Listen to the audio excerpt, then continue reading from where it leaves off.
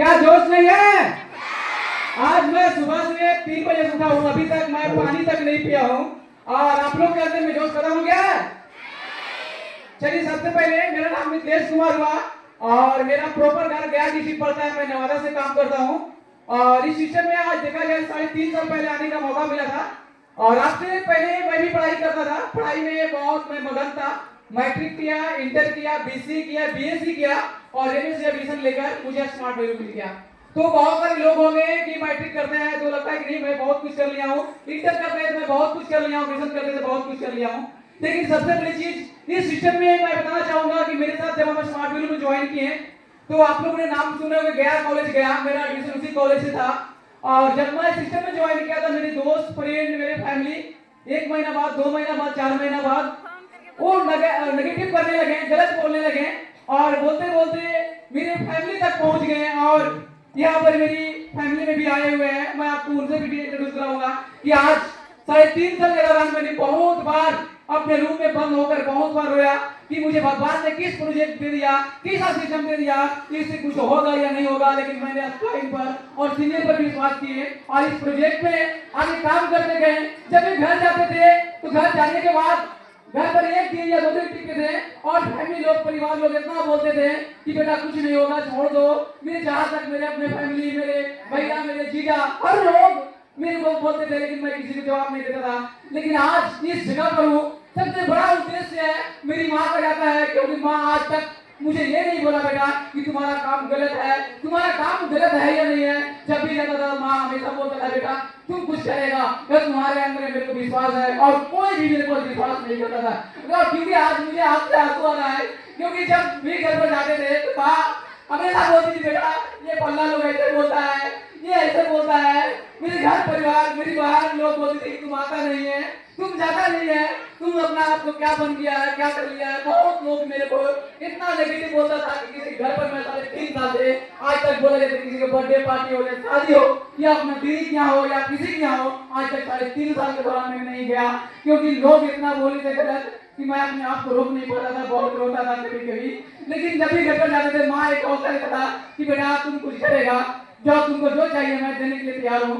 उसके बाद मेरे साथ अभी बीच में बहुत लोग नेगेटिव बोला। बीच में मेरे साथ एक दुर्घटना, आज से पहले 4 महीने पहले मेरे पिताजी को शॉर्ट सर्किट में देहांत हो गया और मार्च में, मई में मेरे पिताजी को देहांत हुआ था 5 मई को। और उसी बार रिकॉग्निशन डाला लखनऊ में मेरा लेवल हुआ था और मैं ग्रेड टीम से बहुत सारे लोग टिकट बुक कर चुके थे। मैं माँ से बोला कि माँ मेरा 17 तारीख को रिकॉग्निशन है लखनऊ में और मैं जाने वाला हूँ। और मेरे पिताजी 5 तारीख को देहांत किए थे और 17 तारीख को ब्रह्म भोज था मेरे पिताजी को। मैं रिकॉग्निशन में जा नहीं पाया, लेकिन उस वक्त मेरी माँ ने बोला कि बेटा जो जाने वाला तो चला गया, लेकिन तुम क्यों रुक रहा है, तुम भी जाओ। और माँ ने बोली कि बेटा हम देख लेंगे, हम संभाल लेंगे। लेकिन माँ मेरी रो रही थी पूरा और माँ बोला कि तुम मत टेंशन लो, एक बेटा तुम्हारा, मेरा भाई ग्वालियर में पढ़कर बीएससी नर्सिंग कर रहा था, वो नहीं आया तो क्या दिक्कत है, जो जाने वाला था चला गया, तुम भी चले जाओ, तुम अपना काम को मत रोको। और माँ ने मुझे बहुत हौसला दिया, लेकिन मैं इतना टूट गया था, इतना टूट गया था कि मैं वापस रिकॉग्निशन में नहीं जा पाया लखनऊ, क्योंकि पहली बार मेरा 3.5 साल के दौरान लेवल हुआ था, ये दूसरी बार मेरा लेवल हुआ। माँ ने बोला कि बेटा तुम यहाँ से जाते हो तो बहुत लोग गलत बोलता है, भैया ये बोलते हैं, मौसा बेटा ये बोलते हैं, जीजा ये बोलते हैं। बोले माँ कोई दिक्कत नहीं, एक दिन जवाब सबको मिलेगा। और इस जगह पर सबसे बड़ी तरह जाता है मेरी माँ को, और माँ ने पल पल आज मेरे को गाइड किया। माँ ने बोला कि बेटा हम तुम्हारे साथ हैं, हम नहीं खाएंगे लेकिन तुमको खिलाएंगे। मैं चाहता हूँ मेरी माँ के लिए जोरदार कहते होना चाहिए। और सबसे बड़ी चीज इस शिक्षा को सीखने के बाद मेरा जब पिताजी देहांत किए थे मेरे साथ बहुत सारे लोग थे, लेकिन कोई साथ नहीं दिए।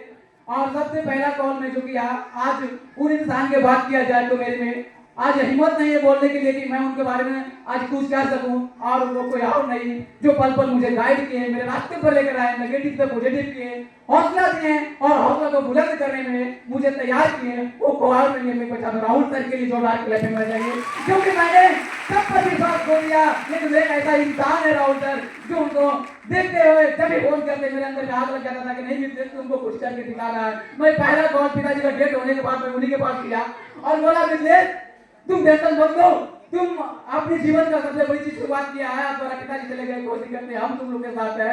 उसके बाद में दूसरा कॉल अपने रणविजय सर के पास किया, वो भी बोले कि बेटा तुम टेंशन मत लो, हम तुम्हारे साथ। बेटा देखो रणविजय सर के लिए जोरदार क्लैपिंग होना चाहिए, कुछ हौसला नहीं दे रहे थे। मैं बहुत के बाद जब टूट गया तो एक इंसान और मेरे लाइफ में है जिनके बारे में बोला जाए तो बहुत कम है, क्योंकि वो आज उनके देखकर बिजनेस स्टार्ट किए थे और बिजनेस करने के लिए वो और कोई नहीं, वो मेरे एक अजीत भैया के लिए बटोलार के लिए होना चाहिए। क्योंकि जब पिताजी ध्यान किए तो कोई लोग बोलता है कि घर पर जाना चाहिए नहीं जाना चाहिए, वो क्लाइंट को जैसे मैंने बोल किया वो मेरे बाइक उठाए और मेरे ऑन द स्पॉट मेरे को घर पर ले गए, क्योंकि मैं इतना टूट गया था कि मैं घर जाने लायक भी नहीं था।